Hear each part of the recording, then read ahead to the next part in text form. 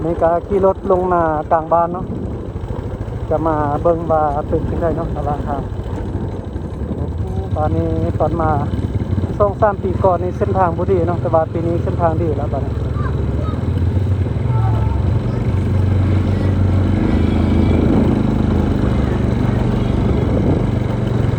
ฟ้ามืดเนาะมื้อนี้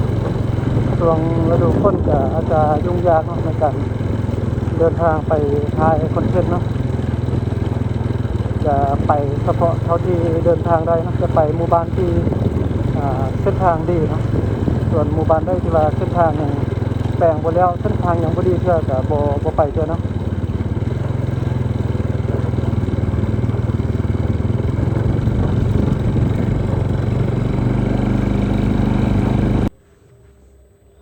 ตอนนี้ก็ลงมาฮอดกลางบ้านนะซึ่งว่าบนนี้จะเป็นขั้วที่สะบานเนาะข้ามน้ำแบงไปให้ไปส่วนทุกมือเนาะซึ่งว่าผ่านมานี่มีแต่ขั้วไม้บนนี้เนาะแต่ว่าปัจจุบันนี้สบายแล้วมีขั้วเล็กแบบนี้สามารถข้ามไปให้ไปส่วนใดสะดวกสบายนะรถใหญ่ก็ข้ามได้ซึ่งว่าผ่านมามีแต่ขั้วน้อยนี่ไปให้ไปส่วนนี่ก็ลำบากเนาะเวลาฝนตกน้ำท่วมน้ำใหญ่มาก็ไปบ่ได้เนาะแต่ว่าปัจจุบันนี้ก็สบายแล้วบัดนี้อันนี้จะเป็นน้ำแบงเนาะซึ่งว่าบนนี้ก็อยู่ที่เมืองปากแบงเนาะบ้านไซสนะเมืองปากแบงแขวงอุดมไซเนาะอยู่แถวชายแดนระหว่างเมืองหุ่นกับเมืองปากแบงเนาะไปทางนี้นี่เมื่อกี้ท่ามอายเพิ่นว่ายังมีบ้านคนตื้นอีกบ้านหนึ่งเป็นทางดินแดงขึ้นไปดอยเนาะบ่าวหลังบ่เคยไปจักเทื่อก็อยากว่าจะลองไปเบิ่งส่วนไปทางด้านนี้ก็จะมีให้มีส่วนของสะบานเนาะสะบานอยู่นี่ส่วนไรเฮ็ดทงหน้าเนาะเพราะว่าอยู่แถวนี้ก็ใกล้กับตัวเมืองเลยเนาะ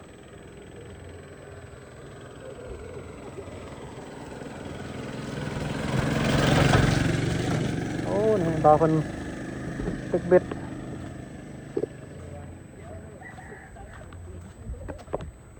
โอ้มีคนอยู่นี่ได้ลายบ่แล้วก็มาดิเป็นสะบานเพิ่นตึกเบ็ดเนาะ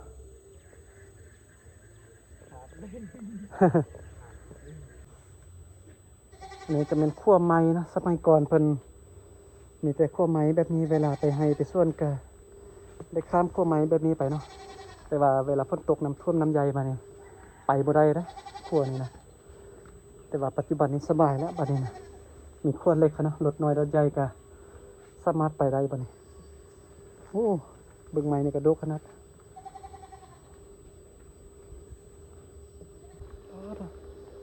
หลงยางไปเล่นเบิ่งฮอดกลางขั้วนี่คือว่าเป็นตะยานไว้เบิ่งคือแต่จะหักเนาะแต่ว่าน่าจะบ่หักอยู่เพราะว่าเป็นเสือกกาดแบบนี้เส้นใหญ่ขนาดเนาะไปทางพุ่นก็ยังมีอันให้มีส่วนของสะบานอยู่นี่หลายเนาะส่วนทางด้านนี้ก็แม่นเฮือน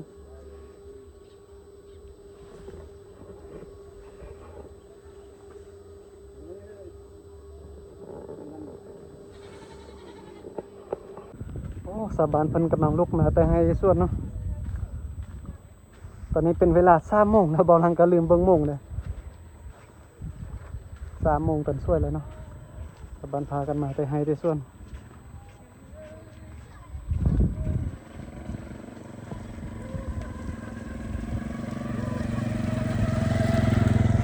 โอ้พากันไปใส่มาหลายคนแท้ไปนามา ไปหน้ามาไปพูดนาเออช่วงเฮ็ดไร่เฮ็ดนาเนาะช่วงนี้โอ้สาวน้อยหลายเนาะบ้านนี้เนาะเพิ่นไปหน้ามาไปปลูกนาเลี้ยวแล้วเนาะนี่ก็เป็นภาพบรรยากาศเนาะอยู่เขตหมู่บ้านที่อยู่นอกเมืองแต่ว่าหมู่บ้านนี้ก็อยู่แถวชายแดนเนาะระหว่างเมืองหุ่นกับเมืองปากแบงเนาะแขวงอุดมไซภาคเหนือประเทศลาวเนาะเป็นภาพบรรยากาศ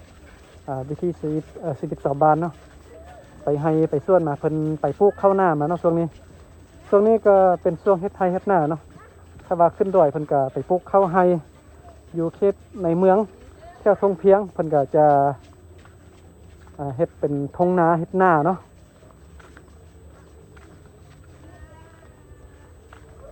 สาวน้อยหลายได้บ้านนี้นะโอ้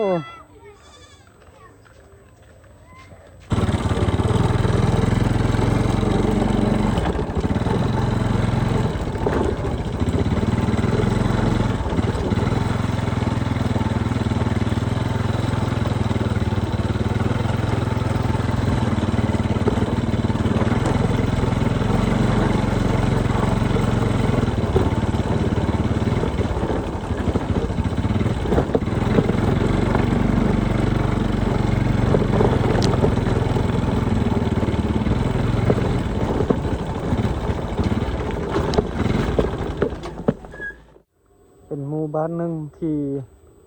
วิวธรรมชาตินี่สวยงามหลาย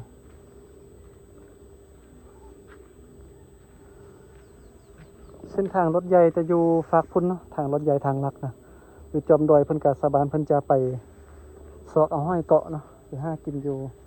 ตามภูผาป่าไม้เพิ่นละอยู่ดอยเพิ่นเนาะเอามาขายอยู่ในเมืองโลนึง70,000กีบเนาะเมื่อกี้ไปทำห้อยเกาะนะราคาขนาดเนาะ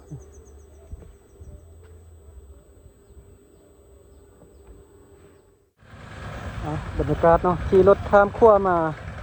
เที่ยวนี้ก็จะแมนไปไฮไปส่วนของสะบานเนาะจะมีทงนามีไฮเข้าไฮซาลีนะป้าปุ่นผู้บ่าวผู้สาวพุ่นเนาะ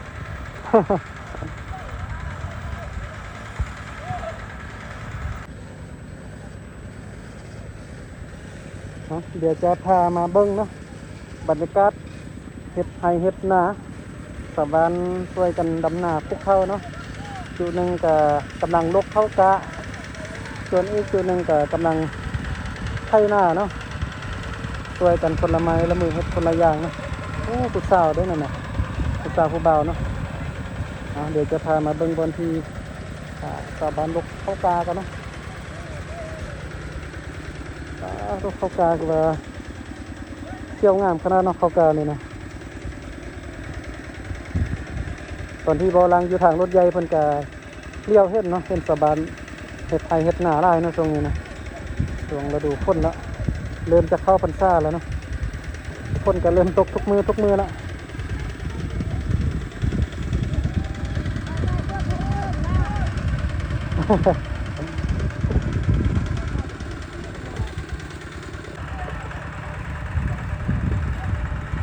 ด้านล่างกับสาวหนุ่มเพิ่นเนาะไทยนะผู้หญิงกับลกเข้ากาเนาะคนละไม้ละมือช่วยกัน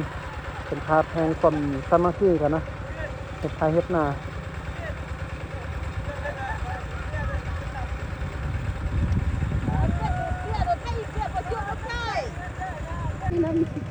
บ้านยางไม่เข้าได้แม่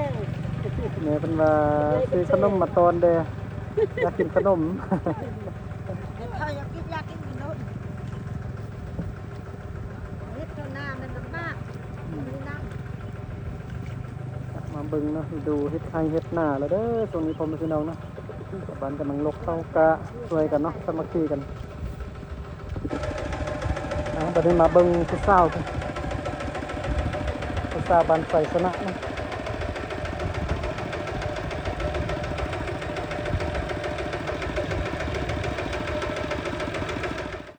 ช่วงนี้ก็เป็นช่วงฤดูเฮ็ดนาเนาะ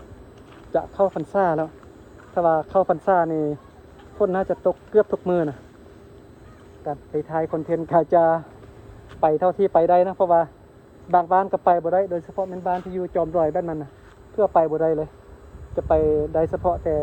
หมู่บ้านที่เส้นทางดีแล้วก็อยู่ไกลกับตัวเมืองเนาะแถวบริเวณยืนอยู่ตอนนี้ก็คือเป็นเฮือนของชาวบ้านเพิ่นมาแต่งเฮือนอยู่นี่เนาะคล้ายคือกับสนามคือฟาร์มเนาะแต่ว่าบ่ได้มีครอบครัวเดียวมีหลายครอบครัวนะที่ว่ามาตั้งเฮือนแบบนี้อาศัยอยู่เพื่อดำรงชีวิตมาเลี้ยงสัตว์แล้วก็เฮ็ดไร่เฮ็ดสวนนะเฮ็ดการเกษตรเดี๋ยวจะมารีวิวให้เบิ่งว่าเป็นจังไดเนาะนี่ก็เป็นเที่ยงนาใหญ่แต่ว่าเที่ยงนาไม่เท่ากันนะงามเนาะบรรยากาศดีอยู่นี่นะเที่ยงนานี่นะเหมือนเท่ามันก็ตักน้ำไปไว้ใส่ไว้กินสบายเนาะเฮือนไม่เท่าอยู่นี่ก็สบายเพราะว่าอยู่ต่อหน้าเฮือนนี่อยู่ต่อหน้าเที่ยงนามีน้ำเลยเนาะเพิ่นโตน้ำมาแต่ถึงผู้พุ่นเนาะน้ำห้วยน้ำธรรมชาตินะอยู่ฝั่งนี้น้ำนะเบิ่งน้ำออกบ่อตลอดน้ำไหลตลอดเนาะเพิ่นตักไปกินได้เลยน้ำนี่นะสบายเนาะบ่ได้ต้มก็ได้เพราะว่าน้ำมันได้จอมผู้พุ่นเนาะที่จอมผู้เพิ่นนี่บ่ให้ฉีดยาฆ่าหญ้าก็เลยว่ากินได้นะ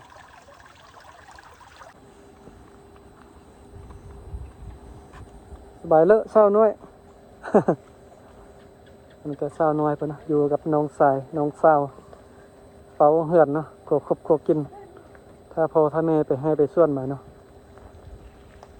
โอ้เป็นน้ำไหลบนนี้เลยเนาะ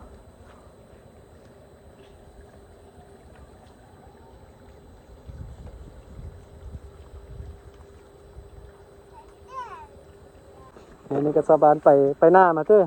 ไปปลูกนาไปดำนา ดำหน้าไปดำหน้าทรงเสื้อคือว่าบ่เปื้อนซั่นน่ะ ล่างอยู่น้ำห้วยเลยดู บ่ได้ดำเต้ไปปลูกเขาได้เต้ ถ้าไปดำตัวคิงกระเปียกเอา โอ้ทายได้อยู่คิดอันนี้ฮั่นเนอะ ไก่บ่ให้เจ้าน่ะ โอ้โห โอ้บุนึงไปทายกันเราบอกไปทายให้เราเด้อเราว่างามเนาะเราว่าทายแล้วตัดต่อทรงให้เด้อ เราก็อยักเบิ่งเนาะส่วนใหญ่ถ้าไปเดินทางเที่ยวเขตไกลๆเมืองจังนี้เขาเจ้าจะโหได้รอไปทายรายการลงช่อง YouTube เนี่ยเขาเจ้าจะตามติดตามหาเขาเจ้าก็อยักเบิ่งอยักเห็นเนาะ แต่ว่าไปเขตดอยแท้ๆเขาเจ้ายานเนาะเจ้าคิดว่ามันโจรบ่จังนี้นะ